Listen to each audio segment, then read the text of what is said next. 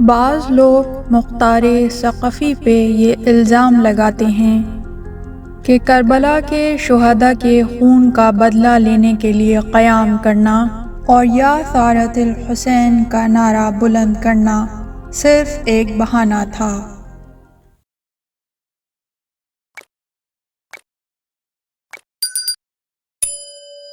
اور مختار نے اس نعرے سے سوء استفادہ کرتے ہوئے اپنی حکومت کے لیے راہ ہموار کی تھی، اور یہ بھی کہ امام سجاد علیہ السلام کے ساتھ مختار کے تعلقات اچھے نہیں تھے۔ اس ویڈیو میں ہم مستند حوالوں کے ساتھ مدلل تحقیق آپ کے سامنے پیش کریں گے۔ بحار الانوار اور معجم الرجال میں موجود روایات اس بات کو واضح کرتی ہیں کہ بنی امیہ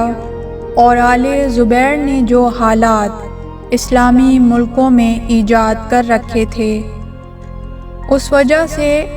امام سجاد علیہ السلام کھل کر مختار کی حمایت نہیں کر سکتے تھے۔ اسی لیے آپ علیہ السلام نے اپنے چچا محمد حنفیہ کو اپنا نائب بنایا تھا اور مختار کو ان کی طرف رہنمائی اور رجوع کرنے کا حکم دیا تھا۔ اس قول کی بنا پر مختار نے 20,000 دینار امام سجاد علیہ السلام کی خدمت میں بھیجے، اور امام نے اسے قبول کیا اور اس کے ذریعے عقیل ابن ابی طالب اور دوسرے بنی ہاشم کے خراب شدہ گھروں کی تعمیر فرمائی۔ اسی طرح مختار نے 30,000 درہم میں کنیز خرید کر امام سجاد علیہ السلام کو ہدیہ فرمائی، کہ جس سے امام سجاد علیہ السلام نے عقد فرمایا اور ان کے بطن سے زید ابن علی ابن الحسین متولد ہوئے۔ اسی حوالے سے ایک اور روایت میں آیا ہے کہ کوفے کے اشراف میں سے بعض امام سجاد علیہ السلام کی خدمت میں حاضر ہوئے اور آپ سے مختار کے قیام کے متعلق سوال کیا، تو آپ نے انہیں بھی محمد ابن حنفیہ کی طرف بھیجا اور فرمایا، اے میرے چچا، اگر کوئی سیاہ فام غلام بھی ہم اہل بیت علیہم السلام کے ساتھ ہمدردی کا اظہار کرے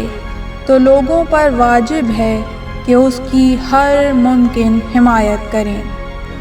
اس بارے میں آپ جو کچھ مصلحت جانتے ہیں انجام دیں، میں اس کام میں آپ کو اپنا نمائندہ قرار دیتا ہوں۔ آیت اللہ خوئی اور عبداللہ مامقانی نے قیام مختار کو امام زین العابدین کی خاص اجازت کے ساتھ انجام پانے کی تصریح کی ہے۔ عبداللہ ابن زبیر ناسبی کو جب مختار کے قیام کا علم ہوا تو اس نے محمد حنفیہ اور ان کے قریبی افراد کو مجبور کرنے اور بیعت نہ کرنے کی صورت میں زندہ جلائے جانے کی دھمکی دی۔ محمد حنفیہ نے مختار کو ایک خط لکھا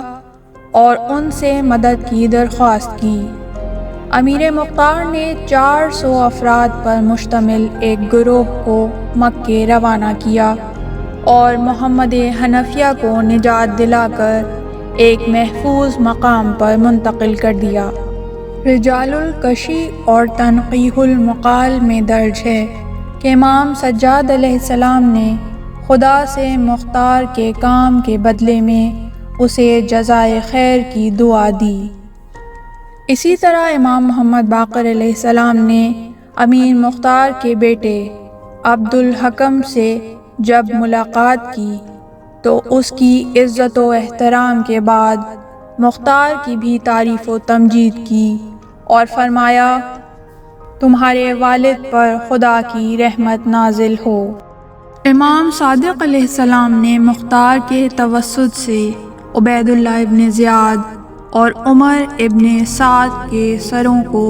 مدینے بھیجنے کو معجب خوشنودی اہل بیت عصمت و طہارت قرار دیتے ہوئے فرمایا کہ واقع عاشورہ کے بعد ہماری عورتوں میں سے کسی عورت نے خود کو زینت نہیں دی تھی، یہاں تک کہ مختار نے